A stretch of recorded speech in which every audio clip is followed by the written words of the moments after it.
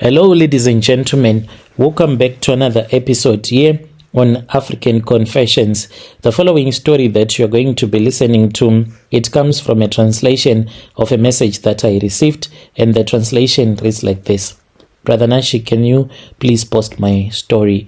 I am looking for a pastor that can pray for me. I have tried to go to a traditional healer, but it is not working. The problem that I am facing in my life is whenever I try to urinate, I have to cry and scream in pain because I will feel that the urine, it wants to come out, but there will be something that will be blocking me. I have drank herbs that are not so nice. There are things that have been done to me on my manhood that no other person would want to have those things to be done on their body. There is a traditional healer who even said that he was going to tie my balls with this other small charm that he had created. So it was a white cloth that had some charms stitched on it, and he told me to drop my pants down, and this was done whilst there were people that were there at his shrine. He said, "Don't be embarrassed. Why are you embarrassed? When you were sleeping with the spirit of a dead prostitute, were you embarrassed? Why are you ashamed? I'm trying to assist you here. Drop them down." So I had to drop my trousers down, my boxer short, and my underwear. That traditional healer then told me to kneel down, for he was sitting down. I knelt down in front of him, and he started to inspect my manhood, giving a lesson to other people that were there, men and women. He did not care. He then told me to lie down on this other mat that had been brought by one of his assistants, and I did as such. And then he told me to sleep on top of that reed mat whilst I was facing up and with my legs open. And he started handling me in a way that no man ever wants another man to handle them in such a way, until my manhood was fully erect. Then he started beating my balls with his walking stick. When I complained that it was too painful, he said that in order for me to be healed, it had to be painful. He wanted those balls to go inside and the sac to remain, and he did that. It was very painful. After he had done that, that was when he took that cloth. It was not a big one, and then he started tying. He tied my testicles, and he told me not to undo it, even if it happens that it becomes so painful. I was then dismissed, and I came back to my village. It was so painful, Brother Nash, because as for that cloth, he had tied it, like really tied it, and I would feel that it was eating away at my skin, as if my balls were going to fall off to the ground. So I removed it, and when I removed it, I was even screaming and crying in pain until I managed to remove it. And then I called him and I told him that unfortunately I could not go on with the ritual, and he said that I was supposed to return back to his shrine so that we can do it again. And I said, but that is very painful, I can't go there. So I am done with traditional healers. I just want God as for now, because I know that the things of God, they are very clean. I am a man that is aged 39 years old. My job is to drive trucks. I cannot stop driving trucks because that is where my source of income comes from. I am a long distance truck driver. As for late, I have not been pushing the way that I used to push. Even my boss is surprised at me.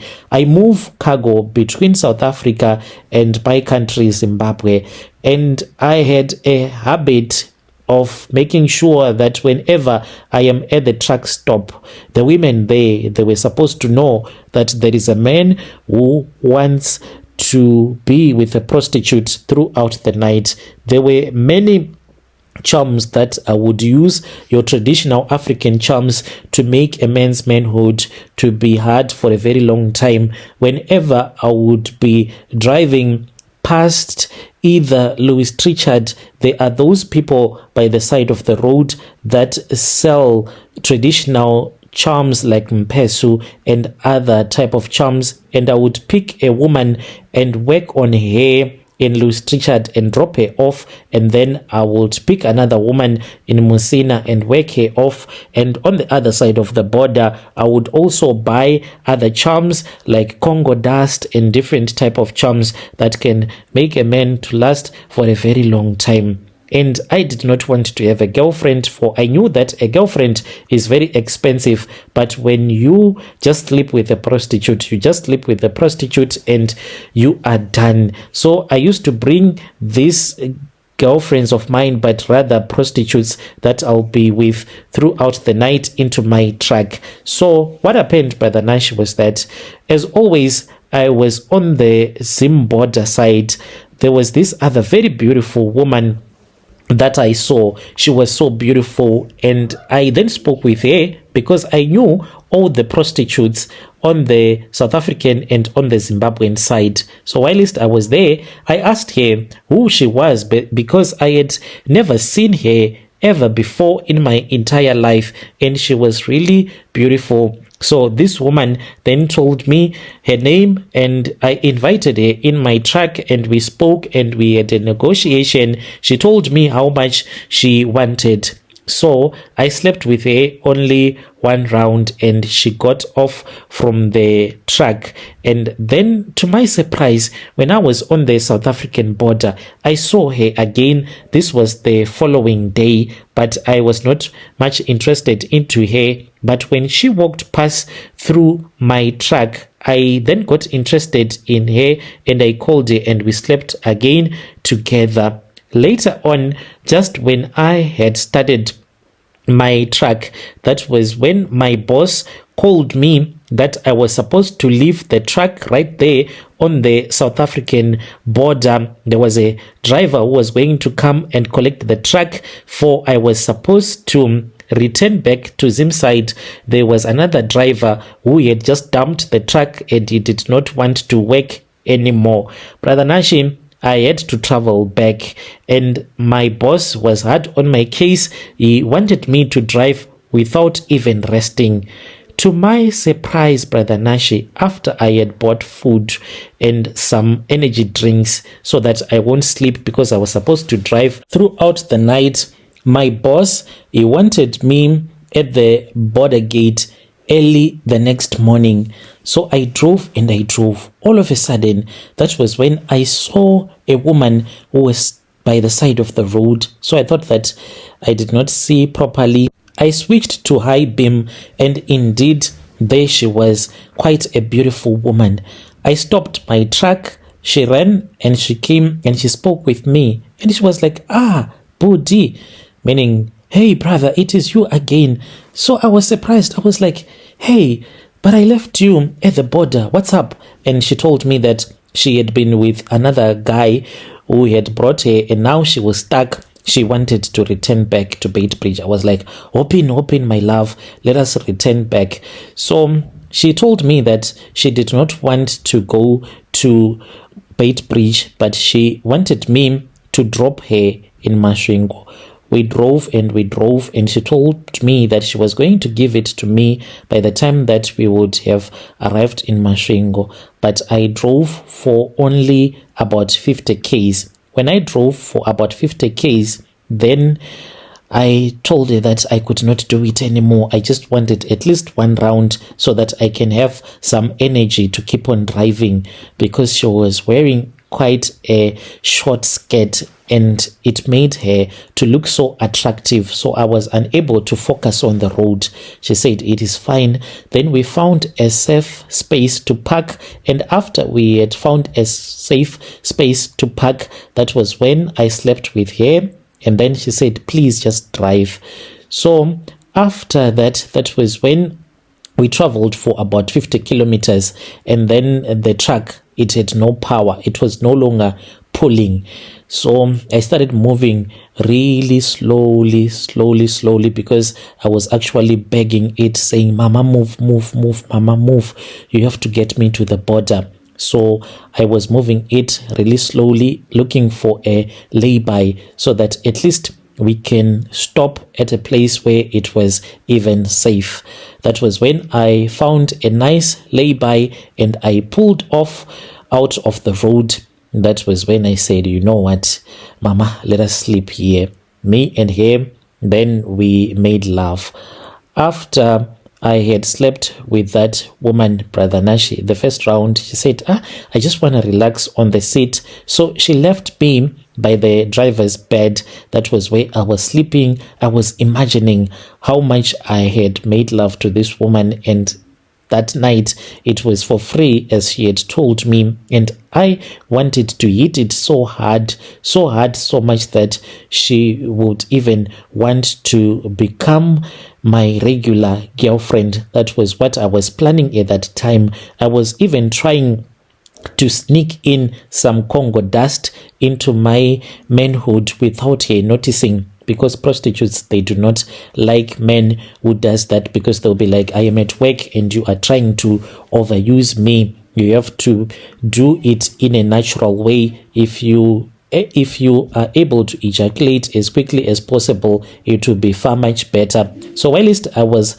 resting and thinking about the way that this woman was so beautiful, I was already planning about the future. She then returned back to the bed and we made love again. As we were making love, Brother Nashi, that was when I tried to hit it very hard. It was so painful because I felt something so sharp that was against my manhood. I jumped and I was like, yo, what's wrong? And then she was like, what happened? And then I told her that as I was hitting and pumping her really hard, I felt as if I had hit a bone inside of her. That was when she was like, I don't know where to even start. And I said, no, you can tell me everything. I am very strong. So she was like, are you sure? And I was like, yes, please just tell me, because I was really nervous at that time, because it was as if inside of her cookie there was a needle that was there, and I wanted to understand what had happened. That was when she said, when I was still alive, I was a prostitute.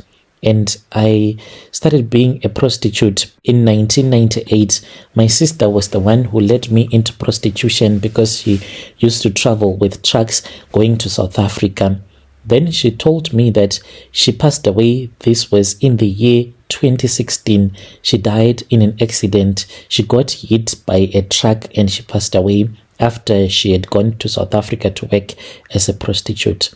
Brother Nashi, when she told me that this was what had happened, I was like, yeah. And I literally flew out of the truck.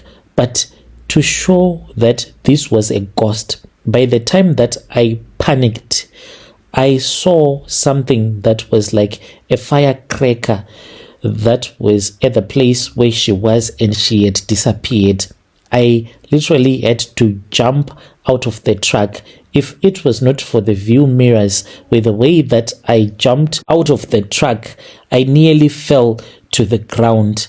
And then I saw that inside the truck, there was a little flame that was burning. It was as if someone was holding a paraffin lamp and playing around with it. Then that little flame flew out of the window and it exploded, such that it was as if someone had switched on a floodlight. Like I could see everything. Brother Nashi, I ran back into the truck and I had to wait for the truck to fill up the air so that it can start. Whilst I was waiting, Brother Nashi, I could not even sit properly. I was shaking and I was screaming. I was screaming because I was scared. I just wanted to get out of there as quickly as possible. When I started driving, I did not even care that the truck was not moving. I was just pressing and pressing on the accelerator until it started moving properly. So that is what happened, Brother Nashi. Life continued, and when I told some guys about what had happened, no one even wanted to believe me. And I have been having this problem. The problem started when I returned back to Harare. When I slept with my wife, the next morning, the STI that I had, my manhood had swollen as if it wanted to explode. I could not even tell my wife that this was what was happening. I then went to the clinic and I told the nurses the way that I was. Even the nurse said that she wanted to see and she saw that indeed I was in pain. I had to wait for the doctor because of the way that my manhood was swollen, and the doctor came and assisted me. I was then given some injections as well as antibiotics. To my surprise, when I returned back home, I just felt like I wanted to pee. When I went to the toilet, my manhood was okay, as if it did not even have any problem at all. So it has been happening over and over again. When I want to pee, especially when I am alone, I feel so much pain, so much that when I am urinating, I'll be like, hey, because of the pain, Brother Nashi. I want someone that can assist me from the church. If there is a pastor that can help me to pray for me, I'll be grateful. Dear listeners, right there was a message that was sent to me by one of our brother. Strange things indeed they do happen in this world. Yo.